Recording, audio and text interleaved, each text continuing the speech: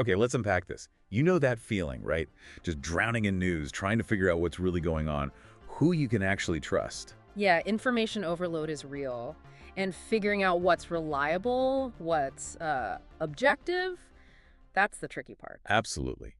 And this deep dive is really custom tailored for you because you sent us this fascinating stack of material. It's quite academic, digging into this challenging idea. The idea that mass media isn't just a neutral observer, but actively shapes our understanding, often to serve, well, powerful interests. Exactly. And we want to be clear, this isn't about us taking sides or pushing an agenda. No, definitely not. Our goal today is to carefully walk through the core arguments in these specific sources you sent. We're focusing particularly on this concept they call the propaganda model. Right. We'll pull out the key ideas, look at the evidence they present, the examples they use, just really understand the analytical framework they're offering. So let's start with the core hypothesis they lay out. It kind of sets the stage for everything else. Okay, so the central argument in this material is that the mass media, certainly in the US, but also elsewhere, primarily functions to mobilize public support for what they call dominant special interests. And they identify those interests as being tied to both the state and powerful private corporations. And they set this idea up against what they term the democratic postulate.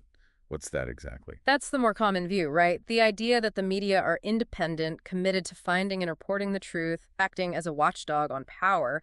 It's the view media leaders themselves often express. So the sources aren't saying no one believes that. Not at all. They acknowledge that view is widespread, but they argue that when you analyze how the media actually functions, the choices made, what gets emphasized, what gets omitted, how stories are framed, it suggests a different dynamic is at play. A dynamic better explained by seeing the media as serving these dominant interests. That's the lens they're applying. And crucially, they argue this isn't necessarily some secret backroom conspiracy. Right, it's more systemic. Exactly. They propose it's the result of built-in factors, filters, that systematically shape the news content before it even reaches us. Okay, filters.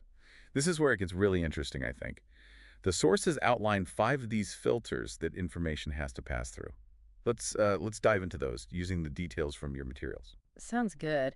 The first filter they discuss is all about the size, ownership, and profit orientation of the media companies themselves. And they give some historical context for this. They do. They look back at, say, 19th century Britain, where there was a vibrant, radical, working class press. It was initially suppressed legally with taxes and things. But then the market took over. Pretty much. Papers that couldn't attract enough advertising revenue struggled and eventually died out, even if they had a large readership. They mentioned papers like the Herald, the News Chronicle. They just couldn't compete financially. And that history kind of connects to the present situation. It helps explain the trend towards massive media concentration. The sources talk about the rise of these huge media conglomerates owned either by very wealthy families, they name names like Newhouse, McCormick, or by large corporations. Yeah, big names like Westinghouse, CBS, Time Inc. are mentioned. These aren't small mom-and-pop operations anymore. Far from it. And many are publicly traded companies or parts of even bigger diversified conglomerates. Which means bottom line pressure. Intense pressure. Stock market expectations, shareholder demands. It pushes these media divisions towards a relentless focus on profitability and market share. Sometimes, the sources argue, media is just one division among many, and its main job is just to contribute profit. Okay, and within that profit motive, they bring up this concept of audience quality. What's the significance of that? It's crucial. Advertisers aren't just paying for eyeballs. They want specific eyeballs. They want affluent audiences, people with disposable income, the ones likely to buy the products being advertised. So the media outlets, needing that ad revenue, naturally start catering to those audiences. Precisely. They prioritize the content and perspectives that attract and retain those desirable demographics. The sources describe it quite bluntly. As a voting system weighted by income. Exactly. Your vote in shaping media content effectively increases with your income level because you're more valuable to advertisers.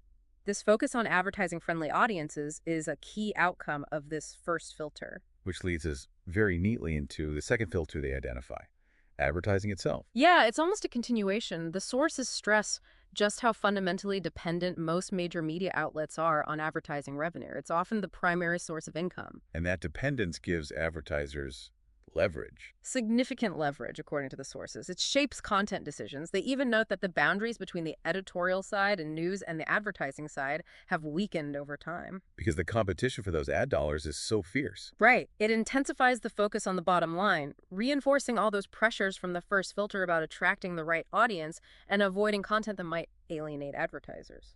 Okay, filter 1, size and profit. Filter 2, advertising dependence. What's the third filter? The third filter is about sources. Where does the raw material for news actually come from on a daily basis? Right, the logistics of news gathering. The sources describe this kind of necessary symbiotic relationship between the media and powerful established institutions. Think government agencies, police departments, corporate PR offices. These are the places with press officers, regular briefings, easily accessible information. Exactly. News gathering becomes efficient by relying on these official sources. There's continuous contact, personal relationships develop between reporters and officials. But that closeness can be a double-edged sword, right? That's what the sources argue. It becomes very difficult for a reporter to aggressively challenge or investigate the very sources they depend on every day for news. You risk losing access, getting frozen out. So critical perspectives or sources outside the establishment face an uphill battle. Definitely. The sources point out that alternative or critical sources are often harder to find, they might take more work to verify, and relying on them carries risks. Risks like offending those primary official sources you need for the day-to-day stuff. Precisely. And there's an interesting point here about what they call ex-radicals. Ah, yes. Tell us about that. The sources observe this pattern, where individuals whose critical work might have been ignored by the mainstream media for years suddenly get platformed and treated as experts when they change their tune. When they start denouncing official enemies or aligning with the establishment view. Exactly. Their access to media coverage becomes, as the sources put it, a function of trimming their accounts to fit the prevailing demand. It suggests a reward system for conformity. So the message seems to be align with power if you want mainstream access. That's the dynamic the sources describe within this third filter. It favors information coming from established power centers. Okay, that makes sense. Now, the fourth filter sounds a bit ominous. Flack and the enforcers. What is flack? Flack is essentially negative feedback, negative responses to media content. It can be anything from angry letters and emails To lawsuits, boycotts, organized protests. Exactly. It can be individual and spontaneous, but the sources emphasize that it can also be highly organized and well-funded. And they provide examples of organizations whose purpose is to generate this flack. They do. They mention groups like Accuracy in Media, AIM, or the Center for Media and Public Affairs associated with the Lichters. Also think tanks like the Heritage Foundation. And these groups, according to the sources, are often funded by Large corporations, wealthy conservative foundations, individuals with deep pockets. What's their stated goal, or at least the effect of their actions? The sources argue that while they often frame their efforts around combating liberal bias, their practical effect is often to harass media outlets, pressure them to adopt more pro-corporate or right-wing foreign policy lines, and generally push them towards conforming with establishment narratives. They mention drumming up support for things like Red Scare campaigns historically. So the impact of this organized flack is? It creates a chilling effect, the sources argue. It conditions the media. Reporters, editors, producers learn to anticipate trouble, expect blowback. If they step too far outside certain boundaries, it can lead to self-censorship, basically. So putting it all together, these filters, ownership and profit, advertising, reliance on official sources, and the pressure from flack, they create this system. A system where, the sources argue, media content tends to naturally, almost automatically, align with the interests of the state and powerful corporate entities, even without direct orders or censorship. And they don't just leave it as a theoretical model. They apply it. Right. The bulk of the material you send involves applying this framework to specific historical events and patterns in media coverage. That's where you really see the model in action, according to their analysis. This is where the rubber meets the road, analytically speaking. Let's get into some of those key case studies. They start with a really striking concept, worthy and unworthy victims. Yes, this is a very powerful part of their analysis. The core idea is quite simple, but the examples are stark. Victims of violence or repression in enemy states. They are treated as worthy victims. Meaning they get extensive coverage, lots of detail, expressions of outrage. Exactly. Their suffering is highlighted, humanized. But victims of violence or policies carried out by one's own government or by its allies and client states, they tend to be treated as unworthy. Minimal coverage, few details, maybe just a brief mention, if that. Precisely. And the sources provide incredibly detailed comparisons to back this up. They contrast the coverage given to Father Jerzy Popieluszko, a Polish priest murdered by the communist state security services. Poland being an official enemy of the U.S. at the time. Right. He was clearly a worthy victim. The sources note front-page coverage in papers like the New York Times, repeated graphic details about his abduction, torture, the condition of his body, even the emotional state of his killers during their trial. Intense, sustained coverage. And they contrast that with The coverage, or lack thereof, for numerous Catholic priests and church workers murdered in Latin America during the same period, particularly in countries like El Salvador and Guatemala, which were U.S. client states receiving massive military aid. So these were unworthy victims. According to the model, yes. Their murders were often relegated to brief items on the back pages, if covered at all. The accounts were succinct, details were scarce, and the stories weren't repeated or followed up with the same indignation. They mentioned specific names like Father Rutilio Grande or Father Augusto Ramirez Monasterio, Father Miguel Angel Montufar. Their stories didn't receive anything like the attention Popieluszko did. They also highlight the case of the 4 American churchwomen murdered in El Salvador in 1980. Yes, Jean Donovan, Ida Ford, Dorothy Cazell, and Maura Clark. Even though they were Americans, their status as victims working with the poor in a U.S. client state seemed to affect the coverage. The sources detail the horrific circumstances found, comparing the quite sparse media reports with much fuller, more disturbing accounts available elsewhere, like in Raymond Bonner's book. And the sources argue the media basically accepted the official Salvadoran government line. They argue the media engaged in stonewalling, downplaying evidence that pointed towards high-level military responsibility. Instead, they tended to repeat the official narrative, blaming undisciplined right-wing bands, even though the sources suggest many in the media likely knew the government was lying. And this happened shortly after Archbishop Romero was assassinated, too. Yes, another incredibly high-profile victim of state terror in El Salvador, whose death, while reported, perhaps didn't generate the kind of sustained outrage in U.S. media that might have been expected if El Salvador weren't a key U.S. ally at the time. This pattern extends beyond direct killings, doesn't it? The sources talk about victims of policy. Absolutely. They cite the devastating impact of the sanctions imposed on Iraq in the 1990s. They reference estimates of over 1 million excess deaths, a huge number of them young children, directly linked to the breakdown of infrastructure and lack of medicine caused by the sanctions. Sanctions supported by the U.S.? Right. The sources call them sanctions of mass destruction, and quote officials like UNICEF's Carol Bellamy pointing out the horrific human cost. Yet, these Iraqi victims were overwhelmingly portrayed as unworthy, their suffering minimized or blamed entirely on Saddam Hussein, rarely linked directly to the sanctions policy itself in mainstream coverage. Other examples mentioned. Lots. The East Timorese under Indonesian occupation from 1974 onwards. Indonesia was a key U.S. ally, opened up for investment after the 1965 coup, so the hundreds of thousands killed in East Timor. Unworthy victims. Their plight was barely reported for decades, and when it was, the sources argued the causes were often misrepresented. Contrast that with the intense focus on Cambodian victims after Pol Pot, an enemy, took power. What about Cambodian victors before Pol Pot? Yeah. Victims of U.S. bombing. Scrupulously ignored is the phrase the sources use. Attention only became serviceable in their analysis after Cambodia fell to the communists. Similarly, the victims of the massive Indonesian massacres in 1965-66, unhelpful to focus on, as Indonesia was a valued ally. Victims of state terror in Pinochet's Chile or Rios Montt's Guatemala, again, U.S. clients, so their victims were largely unworthy in media terms. The sources detail U.S. involvement in Guatemala quite extensively. Yes, post the 1954 coup, the counterinsurgency training, the rise of death squads and disappearances in the 60s, the murder of human rights activists.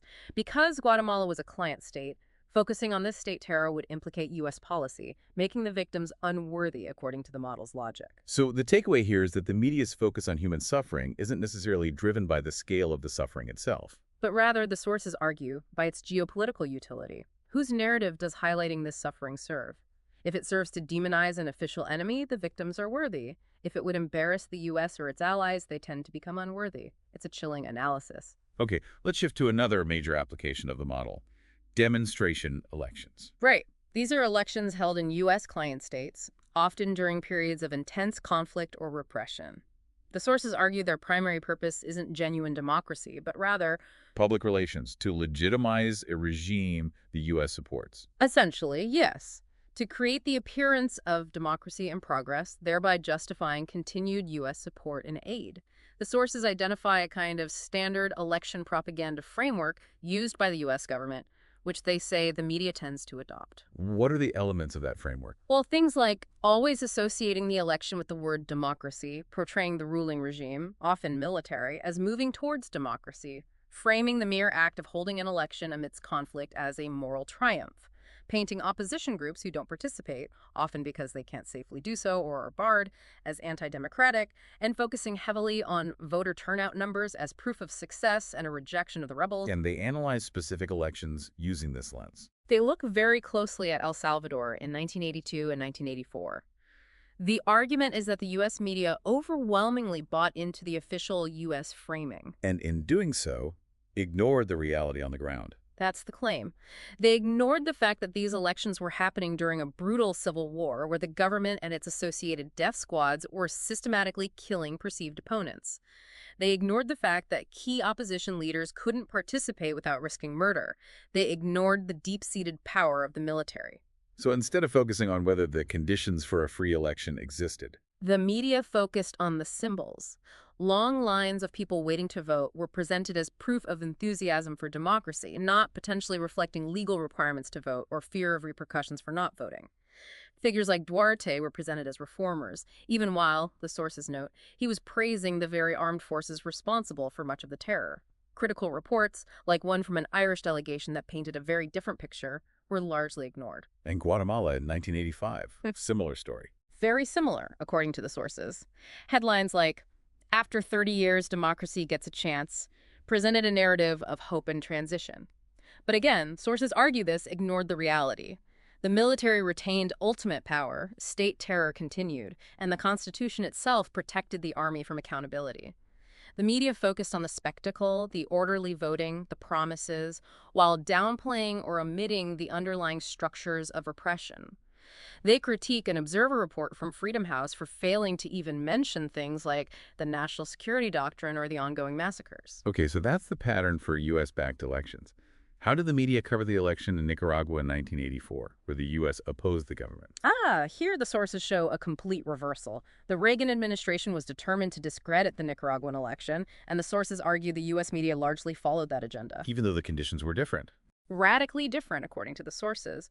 Unlike in El Salvador or Guatemala, the main Nicaraguan opposition groups could have participated. They had funding, they had media access, they weren't being systematically hunted and killed. So, arguably, a more legitimate election? The sources cite assessments, like a detailed report from the Latin American Studies Association, LSA, concluding that the Sandinista government was, in fact, significantly more democratic in practice than the regimes in El Salvador or Guatemala. They weren't murdering their citizens wholesale. They'd implemented popular reforms and posed no real military threat to the U.S. But the media narrative was negative. Overwhelmingly negative, focusing on efforts to delegitimize it. And the sources point to the MiG crisis story that conveniently broke right during election week. The U.S. government claimed Nicaragua was receiving Soviet fighter jets. The media ran with the story, reporting the claim as fact, despite the suspicious timing and lack of any concrete evidence. It served perfectly, the sources argue, to paint Nicaragua as a Soviet pawn and undermine the election's credibility. Wow. The contrast is really stark when laid out like that. It is, and it serves as powerful evidence, in the source's view, for how the propaganda model operates. The framing shifts dramatically based on whether an event aligns with or contradicts U.S. foreign policy goals. Let's move on to another huge area the sources tackle. Yeah. The Indochina Wars, Vietnam, Laos, Cambodia. They make some extremely strong claims about the media's role here. They really do. Their overall assessment is one of extraordinary subservience to the state propaganda system.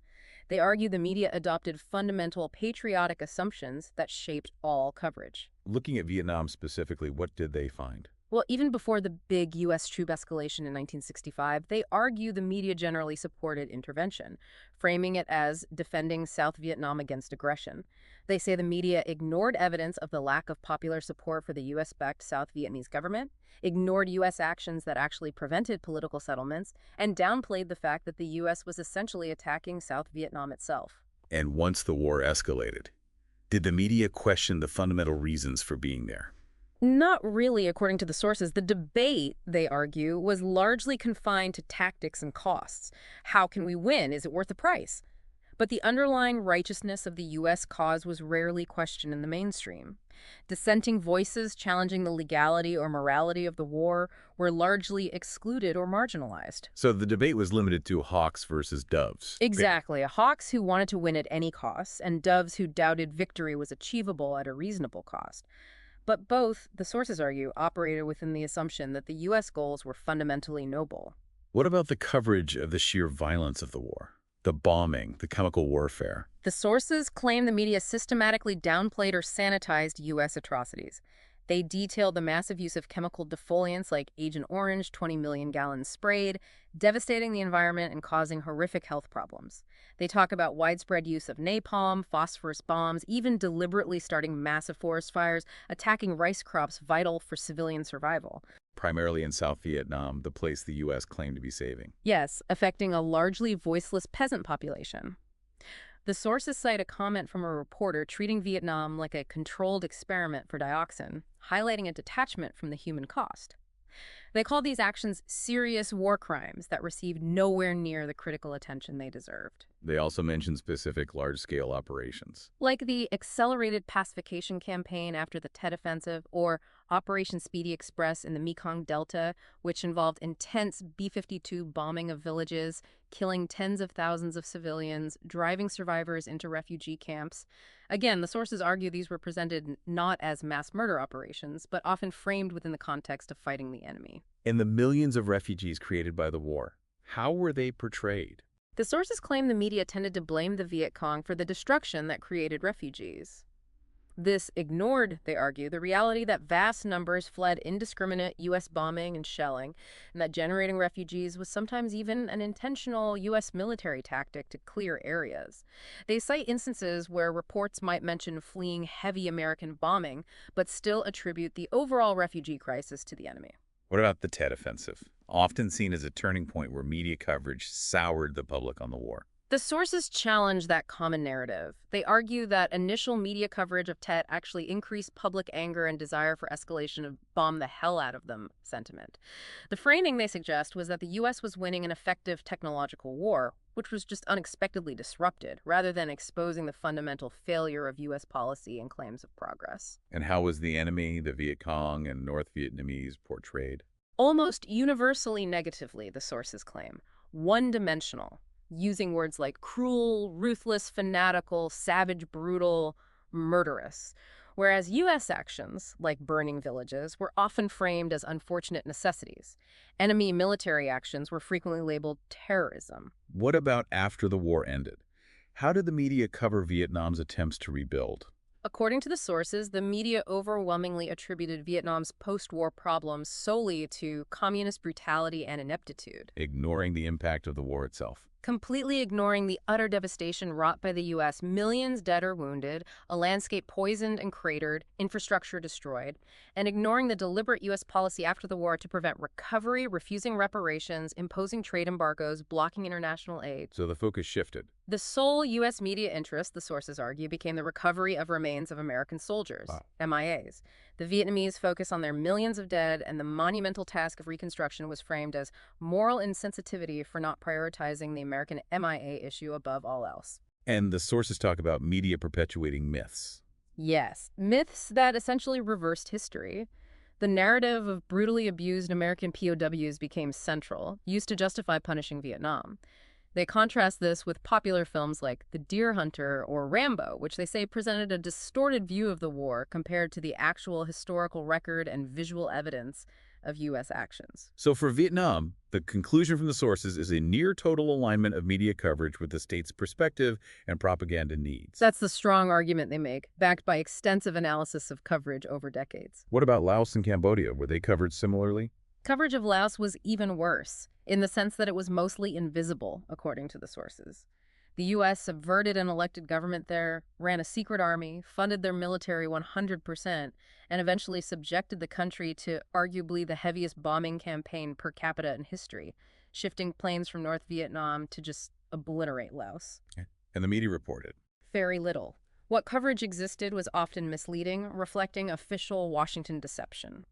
The scale of the secret war and the bombing was largely hidden from the American public by the mainstream media. And Cambodia. A similar story of escalation and distorted coverage. U.S. bombing started early, intensified massively in 1969. The sources argue this bombing, along with the U.S. invasion, devastated the countryside and paradoxically drove peasants to support the Khmer Rouge, who had previously been a marginal group. But the media narrative focused on the Khmer Rouge later. Yes. After the bombing ended, the media expressed bafflement at the Khmer Rouge's resilience.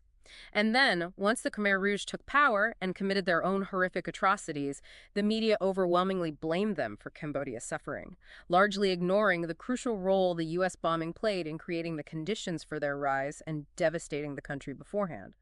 They also touch on how early reports of Khmer Rouge atrocities were sometimes initially downplayed or contested, and how critics raising questions were treated compared to critics of U.S. policy. Okay, so the Indochina analysis is a huge part of their argument. The sources also bring up other, perhaps smaller-scale examples. They do, covering a range of topics to show the model's applicability. They discuss the internet, for instance. A potential tool for bypassing the filters. To some extent, yes. They acknowledge its value for dissidents and activists, citing examples like organizing protests around the WTO or IMF World Bank meetings. But they also temper that optimism. How so? They point out limitations, lack of access for many who need it most, the need for technical skills and organization, the fact that it's hard to reach a mass audience without established credibility or resources, and critically, They see threats to its open nature. yeah, increasing privatization, commercialization, corporate concentration. They mention AOL Time Warner as an early example, and private control over broadband infrastructure. They argue these trends threaten its potential as a truly democratic or counter-hegemonic medium. Another interesting comparison they make is Watergate versus the FBI's campaign against the Socialist Workers' Party, SWP. Right. Watergate got massive, sustained media coverage. Why? The sources argue it's because the target was the Democratic Party, a major institution representing powerful interests. An attack on them was a real scandal within the elite. But the FBI's actions against the SWP. This was a legal political party, but small, radical, representing no powerful interests. The FBI engaged in illegal break-ins, disruptions, dirty tricks against them for over a decade.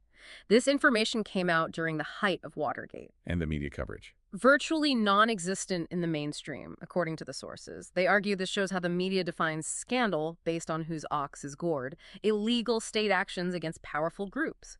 Big news. Arguably more serious, sustained illegal actions against a marginal group.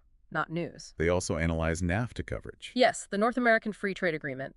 The sources claim media coverage was heavily skewed in favor of passage, reflecting the consensus among political and economic elites. Despite public opinion. Despite polls consistently showing majority public opposition, the sources say the media either ignored public opinion or suggested the public was just uninformed. They also claim the media attacked labor unions' efforts to oppose NAFTA, while treating corporate and government lobbying in favor of it as normal. And crucially, they argue labor was denied a fair platform to even present its actual arguments against the agreement. What about coverage of protests more generally? They argue there's a consistent bias. Looking at examples from the anti-globalization protests in Seattle and Washington, or even back to the Vietnam era, they claim the media tends to exaggerate protester violence. While downplaying police violence. Exactly. Downplaying or ignoring heavy-handed police tactics, illegal use of chemical agents, beatings, mass arrests. They even argue the media often gets the chronology wrong, reporting that police responded after violence started, when sometimes police initiated force before any significant property damage, and targeted peaceful demonstrators. They also touch on economic inequality. Yeah, they point out that during the long period from the early 70s through the late 90s, when inequality in the U.S. skyrocketed, huge gains at the very top, stagnating or falling incomes for the majority, the media hardly noticed. Despite it being a massive societal shift. A profound shift. It only really surfaced as a major topic, they argue, when forced onto the agenda by populist political pressure, like Pat Buchanan's campaign in 1996, briefly making it visible. Otherwise, it was largely background noise. And one last example, the framing of sound science. This relates to environmental and health regulations, particularly around chemicals. Industry often pushes back against regulations, using the argument that policies should only be based on sound science, demanding conclusive proof of harm. Implying that calls for caution, like the precautionary principle, are not sound science. Exactly. The sources argue the media often adopts this sound science frame uncritically, but they contend that sound science in this context is often a political tool, not a purely scientific standard. Because demanding absolute proof of harm for complex issues like the long-term effects of low-dose chemical exposure on immune systems or reproduction is often scientifically impossible or would take decades. The reality, they say, is that most chemicals haven't been fully tested for all potential long-term effects. So demanding sound science in this way effectively means accepting the risks by default, which aligns with industry interests in avoiding costly regulations. Okay, wow. That's a lot of ground covered, a lot of detailed examples. Let's try to pull the threads together now. What's the big picture emerging from this deep dive into the sources you sent? Well, the sources present this very detailed, evidence-heavy case for a systematic bias in the mainstream media. And the key is they argue it's not primarily driven by reporters' individual opinions or explicit conspiracies. But by the structure itself. Yeah. The filters? Exactly. The inherent logic of a system based on large, profit-driven corporations, dependent on advertising revenue, reliant on official sources for efficiency, and sensitive to organized pressure or flack. These structural factors, they argue, naturally filter the news in predictable ways. And the mindset within the media plays a role, too. Yes, they talk about ingrained assumptions. Things like elemental patriotism, a desire to think well of one's own country and institutions. The pervasive myth that we, the people, are fundamentally in charge, which makes deep criticism seem unnecessary or even subversive. And just the practicalities. Right. It's just easier, requires less evidence, less pushback, to criticize official enemies or repeat conventional wisdom. Critically analyzing domestic power structures, challenging official narratives that takes more work, requires more rigorous proof, and carries professional risks. Conformity is often rewarded, dissent penalized. So thinking about you, our listener, navigating this media landscape every day, what's the takeaway from understanding this model based on these specific sources? It offers a critical lens, doesn't it? A tool to look beyond the surface of the news. It encourages you to ask questions. Whose interests does this story serve? What perspectives might be missing? Why is this story getting huge coverage while that one is ignored? Is the framing shaping my understanding in a particular way? It's about moving from passive consumption to more active, critical analysis, informed by this potential structural framework. Precisely. Treating the news not just as information, but as a product shaped by the system that produced it. Which leaves us with a final thought for you to consider. If this model presented in the sources holds true, if the media ecosystem is structured in ways that systematically amplify certain voices and marginalize others, What does that really mean for the information you rely on to understand the world, even when it seems balanced or objective on the surface? it's definitely something to reflect on. Keep digging, keep questioning, keep seeking out those diverse sources that challenge your assumptions, just like the material we explored today challenged some common ideas about the media.